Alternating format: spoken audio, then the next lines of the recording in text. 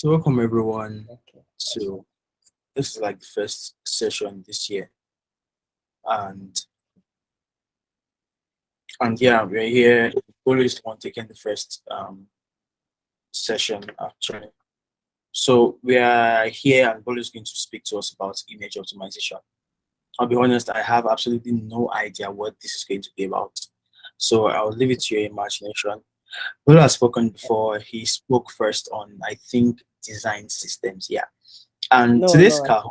first one was on recoil, then my second was on design systems. Yeah. I was talking about your previous one, like the one you did last time was design systems. Okay. With that, yeah, Paul, the floor is yours. Please go ahead. Yeah, yeah. Thanks, DJ. So, my name is Bolu Mabiola. So, I'm a front-end developer slash aspiring product designer. One day I'll get there. So, and today I'm going to be giving a talk on image optimization. Be talking on anything that we already do on a day to day, but it's also it's also something that it's still something that's worth talking about because it might look little, but it makes a huge impact. So, and like they just said, this is currently my third talk, and honestly, even though I've done this twice now, it's always kind of scary to be hosting talks like this. Who knows? We just gonna fuck up in one place. Anyways, okay, let's start. So I'm just going to be talking about image optimization. Um, so what exactly do we mean by image optimization? Well, in the broad sense, it just basically means making the file size of any image you are using on either your website or your web application, making it as optimized as possible, which basically means getting it to be as small as possible. And in addition to that, also adding a few things to make it or to increase the user experience and accessibility. So, but now you might be thinking, why exactly is this really necessary? Why can't I just grab an image, chuck it into a folder in my application? For Next.js people, that should be your public folder, and then just using it in my application. Well, let's um let's do a quick test. So I did a demo.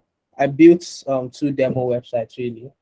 One is called image optimization slow.surge.sh, and the second is image optimization fast.surge.sh. So this is the image optimization. I hope you can still see my screen. If at any time you can't see my screen or can't hear what I'm saying, please signify. Okay. So this is the image optimization slow. So all the images here range between about 1.5 MB to about 25 MB. Now, if I do a hard refresh, you see some pages loading, coming up, slow motion, coming up. Those are probably the ones between 1 and 5 MB. And this one here is probably an image that's a little bit bulkier. So as you can see here, we still have our website loading and our image is coming in slow. Now let's try to confirm the size of that file. So we have a 3 MB file, a 2 MB, a 10 MB, a 12, and this is about a 12 MB image file. So just deploying this took a long time, and you can see it didn't even finish loading because I'm not even sure what this error meant. If I go, you can see content length mismatch, something. I mean, I didn't really have time to check, but anyways. And even if, let me try to show you here, this is trying to deploy. Oh, they didn't really put in the number of seconds here, but it took close to about 5 minutes just to push this web page. And the only thing here on the web page was just 6 pictures, and this image is not even loading, and that doesn't really make sense from a user perspective. If you are on probably like an e-commerce website with a lot of pictures, you are trying to buy a product, or probably you're on you're on a website that's advertising a product, probably let's say for example Slack didn't optimize their images, and you have like a 20 MB image that's supposed to show how Slack looks like, but it's not loading. Voila. Now for this the second one, image optimization fast, is all the images here within the ranges of about 250 kilobytes, between let's say 100 kilobytes to about 550 600 kilobytes. Now if I do a hard refresh of the entire page, you can see boom boom boom, everything is ready, soft, and the website is downloading, no stress. Awesome. So now the question here is basically, was the question we asked before was, why exactly do we need to optimize our image as well? Just thinking about it very quickly, critically, we just need, it increases page speed, which in turn increases SEO, user experience, etc. It helps with a lot of things. And you might be thinking, okay, I'm building a large app. Why would I need to stress myself in this and that and that? Anyways, just like I said, page speed, SEO, etc. But we'll actually talk a little bit more about that. So moving on. So like I said, this was the practical answer, and this is basically the theoretical answer. So the first point here is basically reduces page load time. Your page loads faster and quicker, making for a better user experience. Now the second is decreasing bounce rates. All the points here are actually related to actually page speed. So the explanation here is quick page loading increases the chances of users staying on the site. This impact is more noticeable on sites with numerous images and less noticeable on websites with fewer images. Yeah. So if you just have a website with two images and they are kind of huge, you won't really notice the impact. But if you have like an image gallery website, I'm sure sites like on Splash and Pixels, like you won't, like, if you probably have access to their code base, I'm sure they are doing a lot of black magic to make sure all their images are well optimized, because they display thousands of images.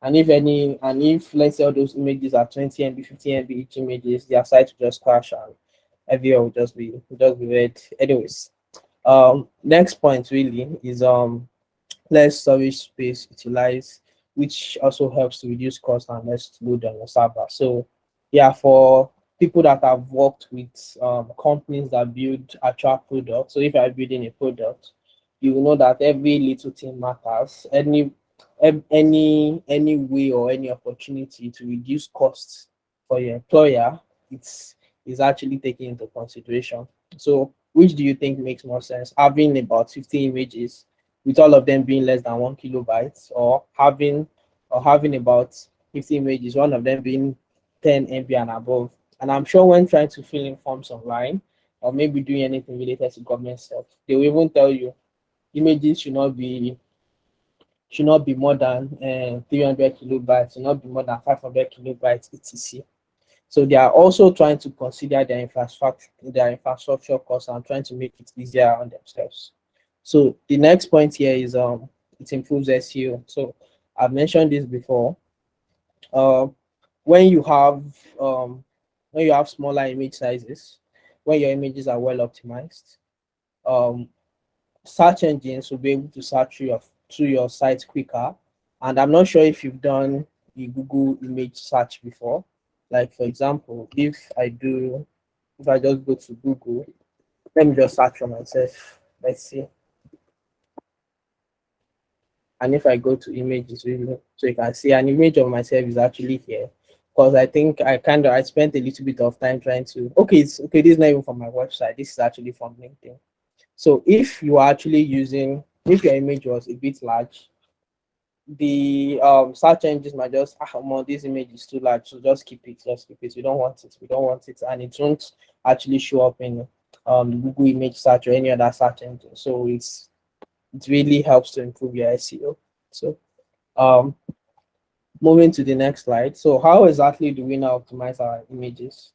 Now the what we are going to be talking about here won't be more of coding stuff, because honestly, there are a lot of ways you could optimize your images. Like for example, in Next.js, there's an image tag you use, and then they have their own um how do I put it? They have their own properties you have to add, and they do a lot of optimization for you at the back. Depending on the framework you are using, they might even be optimizing it for you automatically, and I don't even know. And you might also want to implement a custom solution for you to use. But that's not what we are talking about here. All we are talking about is before you even get to the coding part, what are the best ways for you to be able to optimize your images even before getting the image, even before putting your image your project, to your project really. Yeah. So now one of the ways is make sure you are choosing the correct image format. So um there are a lot of image formats out now. The most popular that I'm sure all of you have kind of encountered are the JPEG, PNG, and GIFs or GIFs, whatever, anyone. So choosing the right image type for your website really affects your optimization.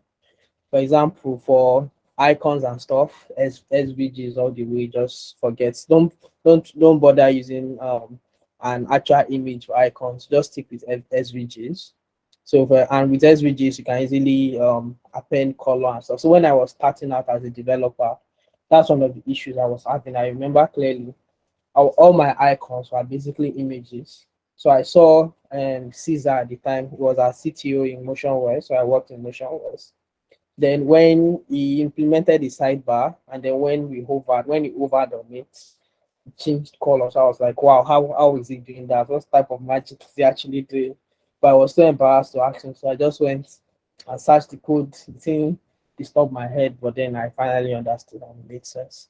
Now going to the most popular image types.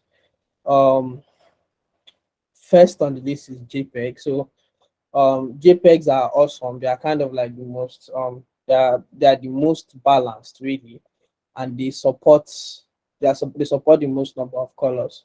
And with JPEGs, you can easily, if you are using if you are compressing JPEG images, you can compress them to a more smaller point before you start losing quality and your colors start distorting. Now, the next is PNGs that we have on the list. So PNGs, the difference between PNGs and JPEGs is PNGs produce more high quality images, but the only downside to PNGs is they are usually really large. They have a large file size in general, but then you can still compress them. But difference between JPEG and PNGs when you are trying to compress is that, okay, we'll get to that in the next point. It's the difference between lossy and lossless compression, but that's related to the next point. So I think I'll just skip to the next point because this point and the next point are kind of a little bit similar. So now on point two of trying to optimize images, the next point is compressing your images. So I think a lot of developers, if you've actually, maybe you've worked with a CTO, a senior dev, they would have told you, oh, those images you are using, try to find a way to compress them. Okay, how do I compress it? They'll send you a link, go and compress it. Or probably they'll tell you to go and disturb designer. Designer will send you um, probably lesser file images or whatever. In English is confusing me. Anyways, to be able to compress your images, there are softwares that are readily available. For example, Photoshop. I guess you can compress images on Photoshop, but if you are not ready to be stressing yourself, there are some that I recommend. First one is Crush. I'm not sure if that's the correct pronunciation. Second one is Tiny PNG. Third one is JPEG Mini. But that aside, um, for compression, there are two main types of compression. We have lossy and lossless compression. So this is something you should keep in mind when trying to compress. So for lossy compression, it decreases file size by eliminating redundant data, leading to a decrease in image quality. So these are basically JPEGs. So when you compress JPEGs, as you are compressing them, it will start removing data it feels is not necessary. So the image quality for your image starts decreasing to accommodate for the small size.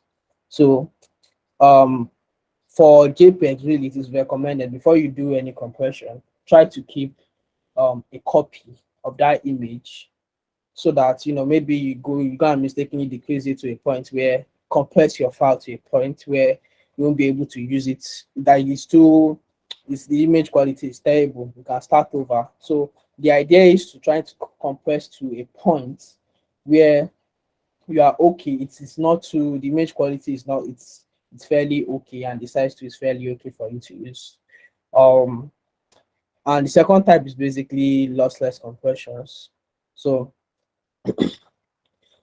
lossless compressions are basically PNG files. So like I said, it prioritizes image quality over file size reduction. So um what that basically means, as you are compressing PNG files, they still lose their quality, just the same thing as JPEGs.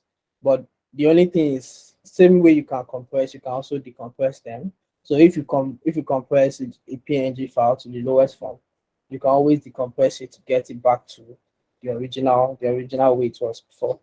So yeah, those are just basically two types of compression, and it's actually something good to keep in mind when you're trying to compress images. But then you still, to be honest, you don't really need to know the two major types. All you just need to keep in mind when you're compressing images, try to find a balance between image quality and file size. Don't compress it to a point where come on, this image is ugly now, the original image is fine. This has happened to me a lot of times where I will export an image from Figma, I compress it, put it on the web. I'll be like, I'm if this design, if the designer saw this thing, he'll probably kill me. So yeah. Now, like I said, yeah, about different softwares, but the one I actually like the most is Scoosh.app. It was recommended to me by by a very dear friend of mine. The only downside to using Scoosh is it only takes in an image at a time. But let me try to show you how this actually works. So let me just, it's actually pretty easy. You choose an image. Hold on. Let's choose a relatively big image. So, and then you can see, you can adjust the compression number here. So you can see the original file size. Let me try to see the original file size. Oh, wrong place, sorry. The original file size should be about, I think, 12.5 MB, but now at a percentage of about 75, reduce the quality to about 75% of its original. And it helps, it's, so you can see here, it's our number now, it's about 7 MB.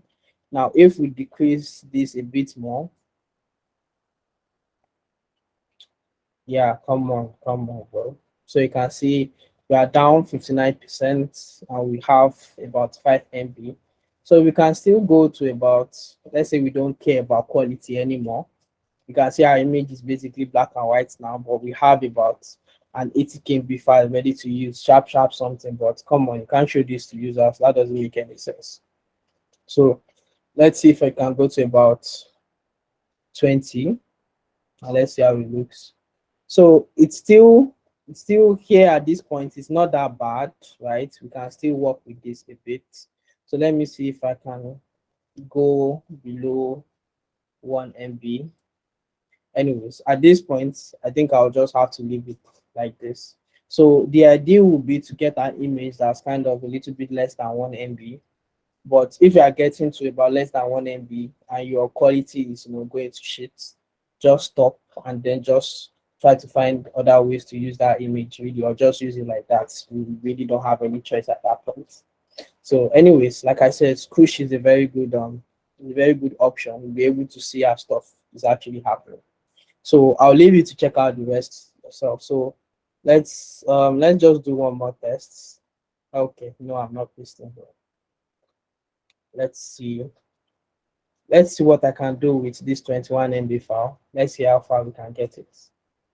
So okay, at 75, Let us see. Wow, so it reduced the file size from about 21 MB to about 8 MB, which is already impressive. So if we go reduce the number a bit more, let's see how far we can get. Okay, so you can see the quality is already getting a little bit off, but it is not that obvious at this point. So like I said, really, we just need to try to find that balance between, okay, the image quality is it's okay, it's fine, and then the file size too is it's also relatively good. So yeah, let me close this now. And next slide is resizing your images. So before I say too much on this, let me just try to show you how this actually works. So let's get a very let's get this image here, this 21 MB image, and then let me open Figma and try to demonstrate how this actually works. Let's see. Oh, where's the new design file? Okay. Now let me drag this image onto Figma. If Figma self will be able to load it like this, that image is high. Okay, let's try to get another image if it's not going to show down. Okay, nice. So we have this image here. So the width and height of this image is about 1496 by 2730, correct? So, but then let's try to reduce it a bit. Don't forget the original size of the image is about 12.5 MB. So if, let's say, we reduce the size to about, the width to about 300, and the height automatically resizes to about 200. Actually, let's go a little bit down. Okay, this is fine. So now let's export this image like this. So I'm going to go here and let's just leave it here. Okay, so the image is now there. Let's check the size of that image now. So you can see the original size was about 12 megabytes, but because we actually just resized the image, it's now about 59 kilobytes. And if we check the image is actually still relatively okay. It's actually because it's very small now that it's kind of looking pixelated because we are zooming in. But as it's at its original size, the image actually is actually fine.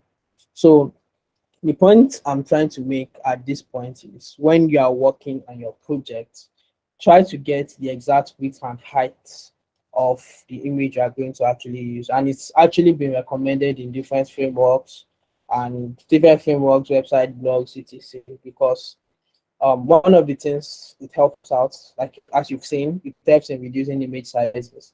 And the second thing, which is something that I just found out recently, is about it helps to prevent CLS, which is cumulative layout shift. So if you've used Next, sorry if I'm mentioning Next.js a lot, that's because I use it a lot in my day-to-day.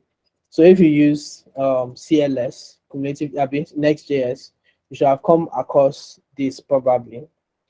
So cumulative layout sheet is just a phenomenon where, let's say you're on a website and then all of a sudden, let's say an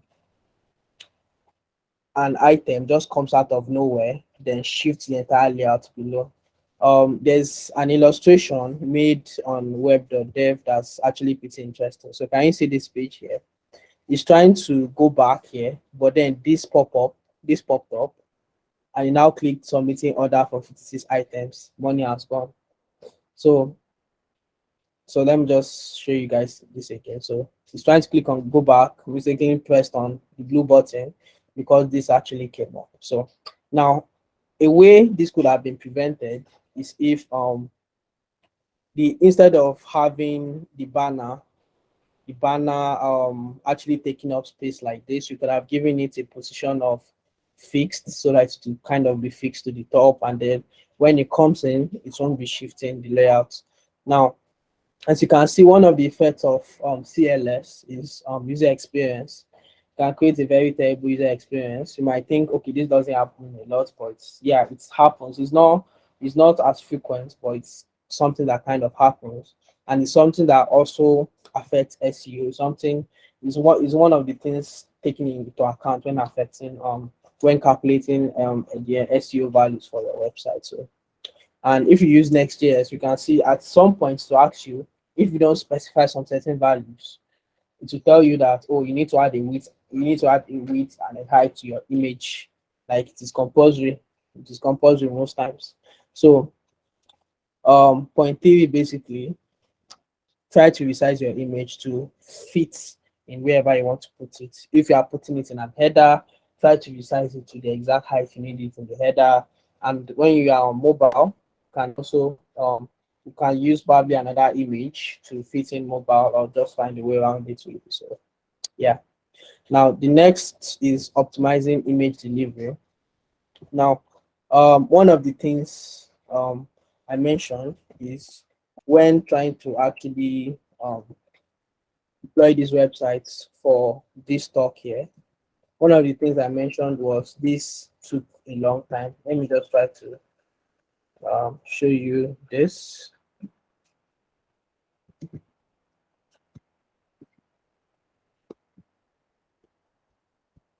So if you have a website or a web app that's using a lot of images locally and those images are not properly optimized, building the website building the website will actually take a lot of time. As you can see here, it's taking just about, say, just 1%, 2%, and I'm sure this will enter probably 5 minutes just to be able to deploy. But if it was this one with this other websites with optimize, it won't take more than a few seconds to be able to complete everything. So, but if a better way to actually do this is to use platform like Cloudinary and ImageKit, where you can upload your images and then they'll provide the URL for you that has access to your images. So that way, it will remove a lot of load from your from building your website or your web app. So yeah, and then one of the other things to optimize your images is using format file names and adding alt text. This is, yeah, this might seem okay. This doesn't really make a lot of sense, or this is just something that's trivial.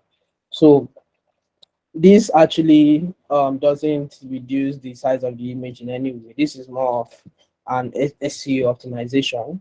So for alt text, for example, if your images, maybe there's bad network or something happened to your images, to your image. So for example, this image right here, if we had an alt text, that alt text would have actually come up. So would have come up, and then the user would know, okay, this is supposed to be an actual image here. Maybe it's a red car. We put an alt text of red car. It's supposed to be here. It's not there, but I know a red car is supposed to be there. Without no hot text, it would just be an empty box or whatever. And besides that, alt text also is basically what screen readers read. So maybe let's say you are blind and someone is went to your website using a screen reader. Once they get to that image parts, it will just keep over it because there's no content there. And having alt text and having proper file names too. So for example, going back to Google image search, when Google calls your website, if you have an image, you name this image 001, and the image is actually that of a red car. If someone is searching for a red car on the Google search engine, it won't bring up your image, and if you have a product, that might be additional traffic for a website that has just gone. So like I said, this is more of an SEO and screen readers optimization with accessibility optimization. So that's basically it for my talk, really. So I just wanted to bring a little bit of awareness to image optimization and and everything. So at this point, if you have any questions, please feel free to raise your hand, send a message. Try my best to answer. And if I don't have any answers for you, then I'll try to research and answer you later. All right. Okay.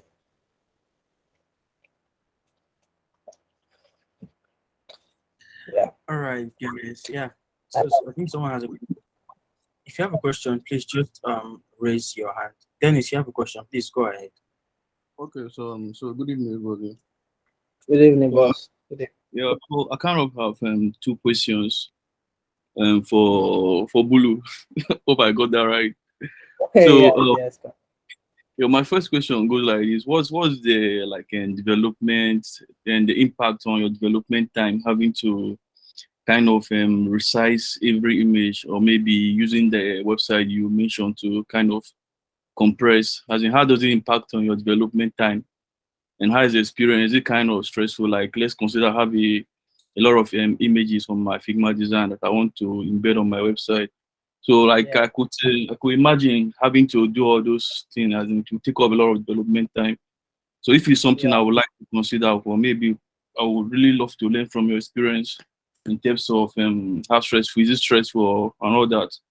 So, my second question it goes to most of the time the images we kind of use in our site are quite dynamic, like mm-hmm. they are not static, but we load them from the server site. So Yeah, from from the point you have mentioned, you mostly touched on the aspect of maybe static images that we use on our site. So how can you like share any idea on maybe images we load on our server side? How do we like optimize them for maybe size and all the other stuff you mentioned? Can you relate them to images that were fetched from the server side? Yeah. okay, okay. So for your first question, what's the impact on the development time? To be honest, it's actually a pain in the ass to optimize images um because you have to get the images, drop them into an app, and then try and just monitor it. It doesn't take a lot of development time. Uh, it actually depends. It depends on you. Really depends on how much time you have. It's not really something I can give an exact answer to. But yeah, it's actually a pain in the ass. But apps like let me share my screen quickly. Let me see. Let me see. So besides Squish the app, there's also Tiny PNG and JPEG Mini. I think those two they have support where you can just trick in a lot of images. So most of these app, what they do is by default they try to optimize your images to have that balance, that 50-50 balance between having a small size and also having a very good quality. So unless you yourself you say, okay, I want the size to be lower than this, so that I want the size to be exactly lower than this, and then you have to bear the grunt of having yeah,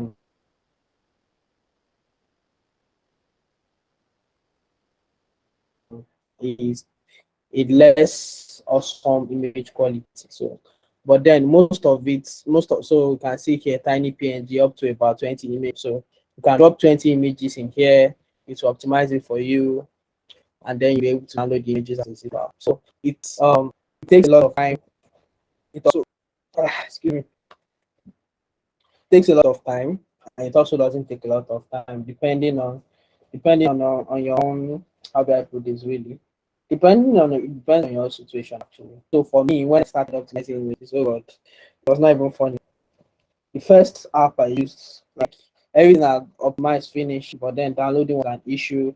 And when I downloaded, I noticed the settings I used was they were too high, so the images just came out very ugly. So but thankfully now with I use a little bit of Figma now, so I can sometimes just drag the images into Figma, try to resize them. Even that itself will kind of help to reduce my image size a bit. So that has actually really helped me to reduce a little bit of that frustration. So it's image optimization is like a very very good nice to have really, and most times it's very good to consider. Yeah. So for your second question, which is if the images they are dynamic, only if you are going to be using an image, let's say you want to display an avatar, well, you already have the dimensions from width and height. You should already know which width and height you want to use, unless if if you are using, maybe if you are having something else like an image gallery, you just want and you just want the images to like be displayed. If you're uploading them to something like Cloudinary, I think Cloudinary itself try to optimize images automatically for you. I'm not sure if AWS does that, or what's this Google option again. But even before uploading the images, if a user is uploading the images, right, one of the things you can do that people actually do, we say the images shouldn't be up to this, images shouldn't be up to this size, and they should be this exact width and height. So that will take a lot of stress off your head. But if you are the one uploading the images, try to put in a little bit of these techniques before you actually upload the images. Try to see if you can resize them, if you can compress them, then you upload them to wherever you want to upload them to. You get. But if you don't have control over all that, like I said, there are there are text solutions that you can use. Like for example, lazy loading the image. That's one of the things that I'm sure a lot of people have heard about. And I think there's a native support for lazy loading now. And also probably not only displaying the image when it kind of comes to your viewport. So maybe you have an image that's a little bit down in your website. So it won't display, it only displays when you get to that section of the website. I think Next.js does that automatically once you do the image tag. So yeah, I think that's kind of all I have to say. So I hope that makes sense. Yeah, thank you. That's quite true. All right. All right. Just really add something from a backend point of view. So just a couple of things. First of all, is that your backend developer can actually add an extra step to image uploading where they compress the image.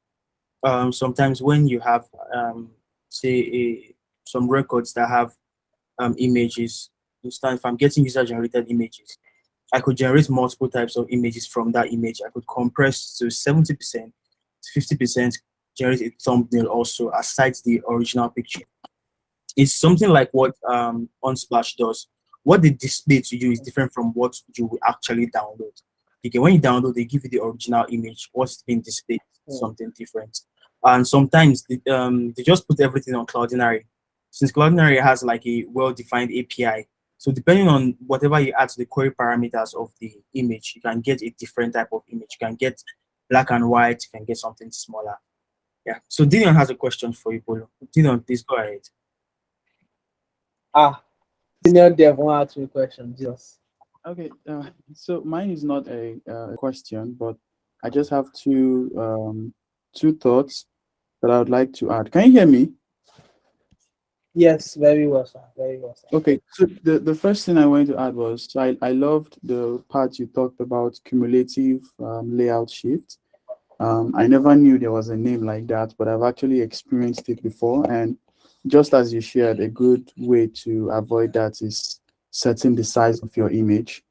But another thing that I do just to improve user experience is, instead of just putting the size as maybe 400 by 400 pixels and then that place is blank, I also kind of put a default image. This default image, probably I designed it with CSS, or it's just something that is like 5 kilobytes and would it would definitely load. But yeah, just something like 5 kilobytes that would load.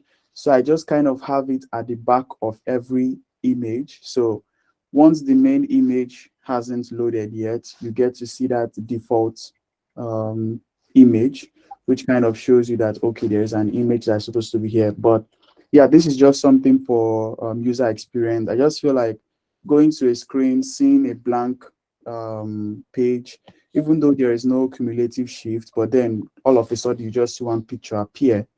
Yes, some users may not mind, but I think it can just be nice to have one kind of like I once worked on an e-commerce project. So basically what I had there was like an icon, and this icon was even in SVG, not even PNG.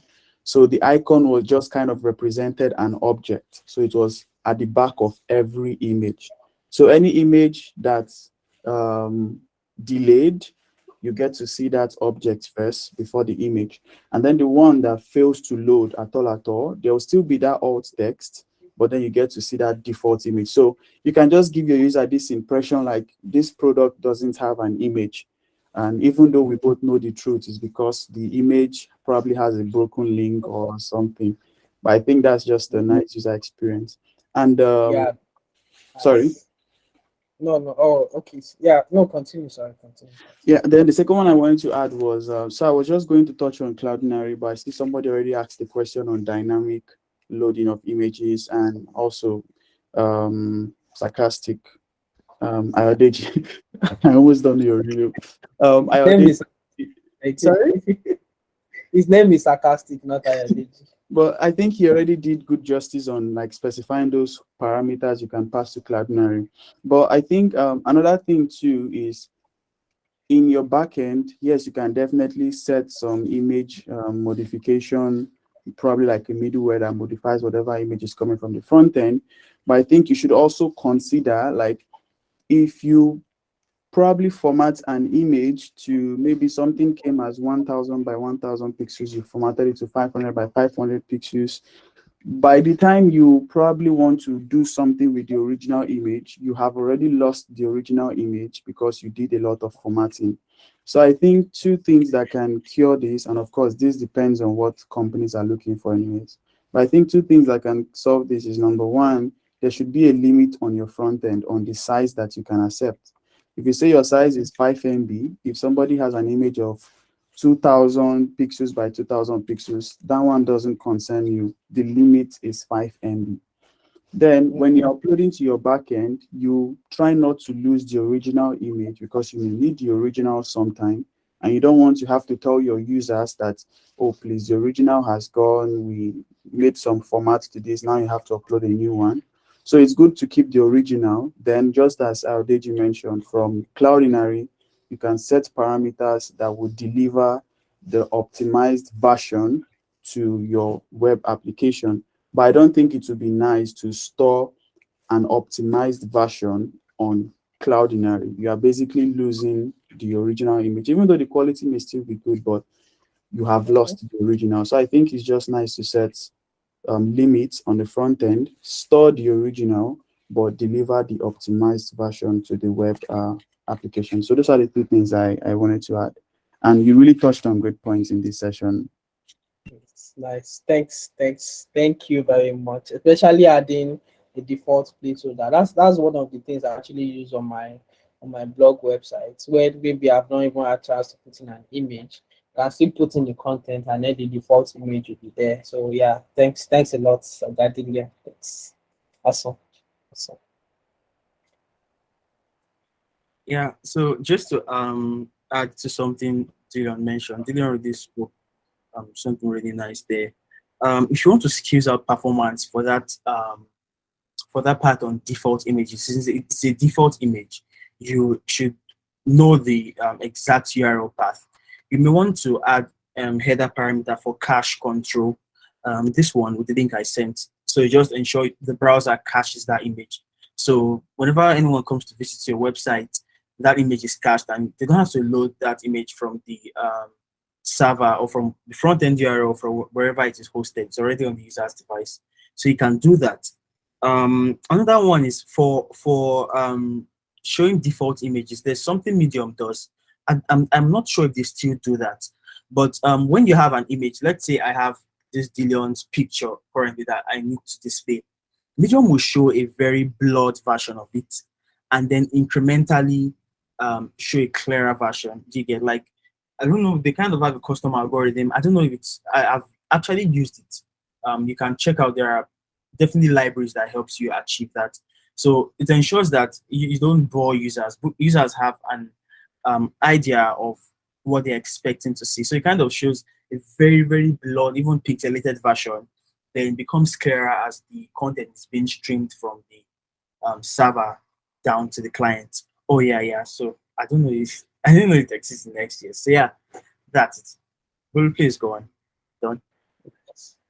Actually, I don't really have anything to say again. Really, I think that's Tom. Yeah. All right. Thank you very, very much. That was a really nice session. Honest. I can see Dion using this clap emoji. Yeah, you guys can add this applause emoji. It's really nice. So yeah, that was really a nice session. And thanks for everyone that asked the question. Dennis, I think, and Dillian that contributed. Have a nice night and have a nice week ahead. Eat well, sleep well, and rest well. Bye.